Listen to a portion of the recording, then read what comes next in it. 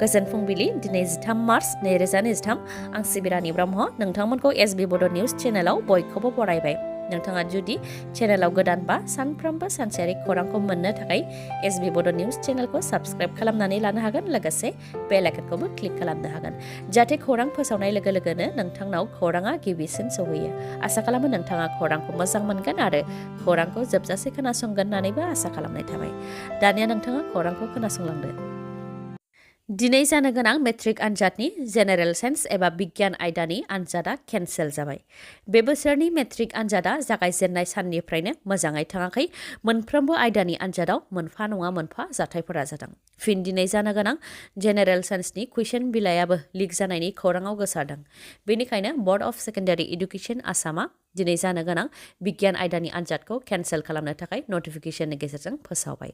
सेबानिफ्राय फोरमायथिनाय बायदिब्ला दिनै जानो गोनां बिगियान आयदानि आखाइजों लिरनाय मडेल कुइसन पेपारा माखासे फरायसाफोरनि आखाइ दं होननानै माखासे खौरां बिजोंफोराव फोसावदों आरो बेयो समाज बिजोङावबो गोसारदों। बेनिखायनो बेफोरबायदि खौराङा फरायसाफोरखौ गोनो गोथोआव खोख्लैनो हागौ आरो बेनि सायाव नोजोर होनानैनो दिनै अदेबानि 13 मार्चआव जानो गोनां मेट्रिक आनजादनि जेनेरेल साइन्स अदेबानि बिगियान आयदानि आनजादखौ केन्सेल खालामनो थांखि लादों होननानै सेबाया फोरमायथिदों।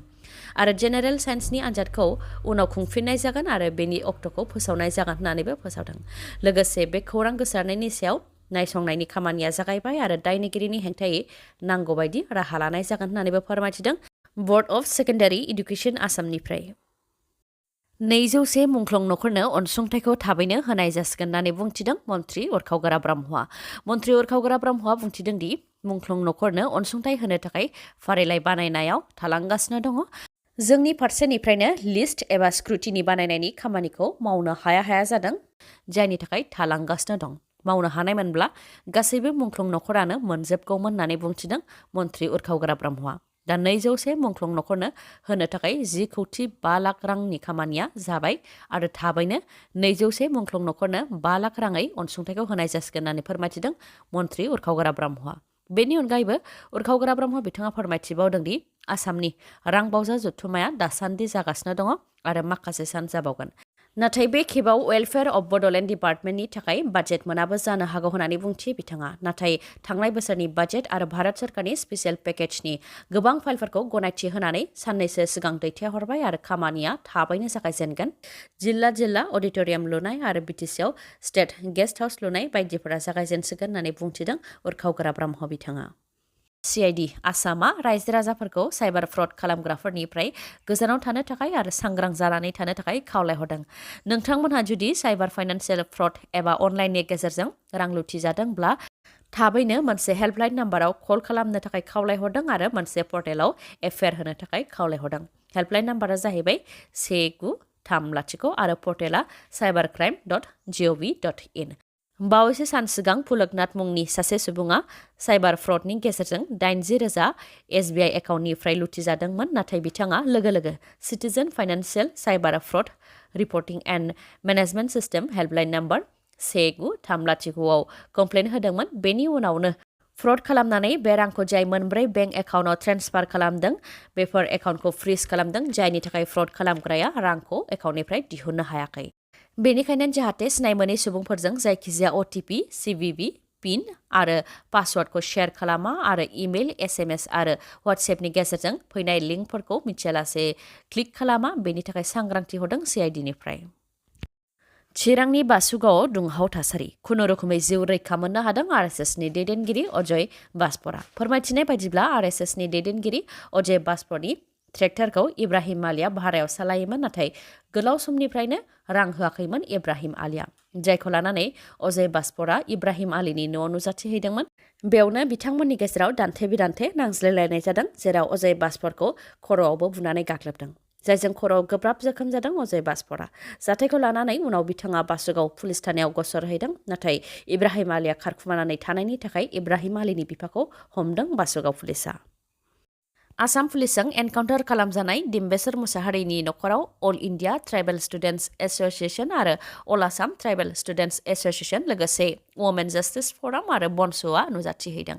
जाहाथे डिम्बेश्वर मुसाहारिनि नखरा बिजिरनाय मोननो हायो बेनि थाखायनो नखरखौ मदद होनो नुजाथिहैदों मोनब्रै आफादा बिथांमोना फोरमायथिदों दि आसामखौ ट्राइबेलफोरनि थांनानै थानायनि थाखाय गोजोन गैयै जायगा खालामनानै होगासिनो दं आसाम सरकारा जायनि थाखाय मिज'राम नागालेण्ड आरो अरुणाचल प्रदेशआ आलदा रायजो लादों आरो बर'फोराबो बड'लेण्ड नागिरदों मानोना सिगांनिफ्रायनो असमिया आरो ट्राइबेल नङै सुबुंफोरा ट्राइबेलफोरखौ नासयबोदों ट्राइबेलफोरा पुलिस थानायाव एफआइआर हैनो थाङोबाबो पुलिसफोरा केसखौ रेजिस्टार खालामनो नागिरा बेनि अनगायैबो दाय मावनाय पुलिसनि सायावबो राहा लाया जेरै थांनाय बोसोराव बरसिं तिसमुंनि सुबुंखौ हाग्रा बिफाना एनकाउन्टार खालामदोंमोन नाथाय दिनैसिमबो हाग्रा बिफाननि मावथिखौ एरेस्ट खालामाखै ढेकियाजुलियावबो बिमा फिसाखौ बुथारदोंमोन बेनि दायनिगिरिखौबो दिनैसिम एरेस्ट खालामाखै आसाम सरकारा बेबायदिनो दिमा हासाव आरो बड'लेण्डआव गोबां नंखाय एनकाउन्टार खालामबोदों एनकाउन्टार जाथायनि अनगायैबो 1988 मायथाइयाव 11 बर' आइजोफोरखौ बुमखायाव आसाम पुलिसआ जिनाहारि खालामदोंमोन नाथाय दिनैसिमबो आसाम सरकारा दायनिगिरिखौ एरेस्ट खालामाखै होननानै फोरमायथिदों बिथांमोना डिम्बेश्वर मुसाहारिखौ एनकाउन्टार खालामनाय जाथायखौ लानानैबो केस रेजिस्टार खालामनाय जादों जेराव SC/ST एट्रसिटिस एक्ट 1989 नि सिङावबो केस रेजिस्टारखौ खालामनाय जादों बे एक्टनि बायदिब्ला उदालगुरि आरो बाक्सानि डिसिआ 7 साननि गेजेरावनो गावथारजानाय नखरनि सुबुंफोरनो अनसुंथाइ होनांगौ नाथाय दिनैसिमबो अनसुंथाइखौ होआखै आरो एक्टनि बायदिब्ला डिम्बेश्वर मुसाहारिनि नखरनिया 8,25,000 रां मोननो नांगौ बेयावबो जायनाखि गावथारग्राया रायजोनि खामानि मावग्रा बेनिखायनो आरोबाव 2 लाख आलदायै होबावनो नांगौ गासै 10,25,000 रां होनो गोनांथि दं नाथाय SC/ST एट्रसिटिस एक्टखौ बिटिआरआव दासिमबो इमप्लिमेन्ट खालामनानै होआखै आसाम सरकारा बिनि सायाव बिटिआर सरकार कार्बि आंलं सरकार दिमा हासाव सरकार गासैबो सिरि रावबो राव होआखै मानो येसमेन जानानै दं होननानै सोंथि खालामदों आरो बेयो जोंनि थाखाय मोनसे जोबोद गोनांथार एक्ट होननानैबो बुंथियो बिथांमोनहा बेनि अनगायैबो बुंथिबावदों दि बिटिआर सरकारा फरायसा आफादाव थानाय समाव गेदेर गेदेर खोथा बुंथिदोंमोन न' बड'लेण्ड न' रेस्ट होनानै होज्रिख्रावदोंमोन नाथाय दिनै बर'फोरा दाउ अमा बायदि बुथारजादों गोथै देहाखौ अमा बायदि फबनानै दोननानै सानथामनि उनाव बोखांफिनदों बेफोर जाथायाव राव होफैनांगौमोन आसामनि CMखौ खावलायहरनांगौमोन नाथाय बेबायदि खालामनायखौ नुनो मोननाय जायाखै जाय मोजां नङा मानोना बर'फोरनि थाखायनो बिटिआर सरकार होननानै बुंथियो मानि थाखाय बिटिआर सरकारा सिरि बिथांमोनहा एजेन्ट महरै खामानि मावदों नामा होननानैबो सोंथि खालामो लोगोसे ट्राइबेलनि MLA MP EMGM बिथांमोनहा येसमेन जानानैनो थासिगोन नामा होननानै बुंथियो लोगोसे बुंथिबावोदि गुबुननि सिङाव थानायखौ एंगारदो नङाबा फैगौ बिसायख'थियाव गामि गामि हाबनो होनाय जानाय नङा जोंनि थाखाय राव होआबा जों नोंथांमोनखौनो सोलायगोन होननानैबो बुंथियो बिथांमोनहा बेराफारसेथिं डिम्बेश्वर मुसाहारिनि केसखौ लानानै प्रमद बर' बिथाङा बुंथियो दि पुलिसनि आखायाव गोबां फोरमान दं गोबां डकुमेन्टस दं सिगांनि केस रेकर्डफोर दङ पुलिसआ बेखौ मिथिहोदों रावबो जाहोन गैयालासे थैनायखौ लुबैया नाथाय आयेनखौ आखायाव लायोबा पुलिसआ राहा लाखागोन पुलिसआ बिनि सायाव खेंफोरथि होखाबाय बेनिखायनो बिनि सायाव गोबां खोथा बुंनांगौखौ साना होननानैबो बुंथियो प्रमद बर'आ क'क्राझारनि कारिगावआव उन्दै गथ'साखौ जिनाहारि खालामनायनि दायाव निरन मुसाहारिखौ कारिगाव पुलिसआ हमदोंमोन बेखौ लानानै बासबारि गामिनि रायजो राजाफ्रा खेंफोरथि होदों जायनाखि जिनाहारि खालामग्रा निरन मुसाहारिया गावखौ बासबारि गामिनि होननानै सिनायथि होदोंमोन बेनि सायाव बासबारि गामिनि रायजो राजाफ्रा खेंफोरथि होदों दि निरन मुसाहारिया बासबारि गामिनि नङा बियो बासबारि गामियाव गंसे नखराव 3 सप्ताहसो थाफैदोंमोन उनाव रायजो राजाफ्रा थिनहरफिनदोंमोन बे समावनो निरन मुसाहारिया बासबारि गामिनिनो सासे सुबुंनि भटार कार्डखौ खावनानै लांदों आरो स्क्रिनिं खालामनानै लाहैदों पुलिसजों हमजानाय समाव निरन मुसाहारिया बे स्क्रिनिं खालामनाय भटार कार्डखौनो दिन्थिदोंमोन जायजों बासबारि गामिया गाज्रि मुं मोनदों होननानै खेंफोरथि होदों आरो दुथाङा बासबारि गामिनि नङा होननानै रोखायै बुंथिदों रायजो राजाफ्रा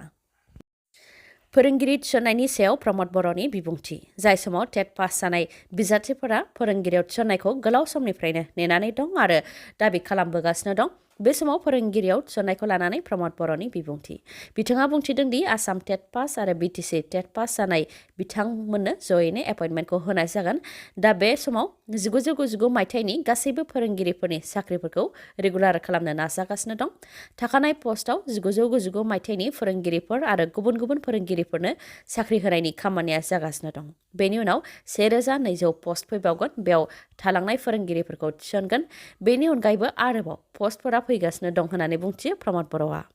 फोरोंगिरि थिसननायनि सायाव खोथा बुंनायनि अनगायैबो 11,000निबो गोबां जयैनो बिहु मोसानानै गिनिस बुक अफ रेकर्ड लाखिनो नागिरनायनि सायावबो प्रमद बर' बिथाङा बुंथिदों दि उदांस्रिनि 75 बोसोरनि उनाव आसामनि हारिमुखौ बुहुम बिखायाव गोसारहोनायनि जि थांखि लादों बेनि थाखाय डक्टर हेमन्त बिश्व शर्मानिसिम साबायखर बावहरो बिथाङा गिनिस बुक अफ रेकर्डआव जायगा मोनखांनायनि उनाव आसामनि हारिमुखौ जायफोरा मिथियामोन बयबो मिथिसिगोन आरो असमिया समाजनि जि मान बियो गोदान महर मोनसिगोन होननानै बुंथियो आरो बेखौ लानानै असमिया समाजनि साफ्रोमबो सुबुंफोरानो रंजादों होननानैबो बुंथियो प्रमद बर' बिथाङा बिहुनि उनाव बागुरुम्बा मोसानायखौबो गिनिस बुक अफ रेकर्डआव लांनो थाखाय थागथियारि खालामगासिनो दं होननानैबो फोरमायथिबावो प्रमद बर'आ भिडिअखौ जोबजासे नायनायनि थाखाय गोजोन्थों नोंथाङा आंनि चेनेलाव गोदानबा अन्नानै आंनि SB बड' निउस चेनेलखौ साबस्क्राइब खालामनानै ला बे चेनेलनि गेजेरजों नोंथाङा सानफ्रोमबो फुंनि समाव सानसेयारि खौरांखौ नुनो मोनगोन लोगोसे दिनैनि खौरांखौ मोजां मोनदोंबा लाइक कमेन्ट आरो शेयार खालामनो दाबाव गोजोन्थों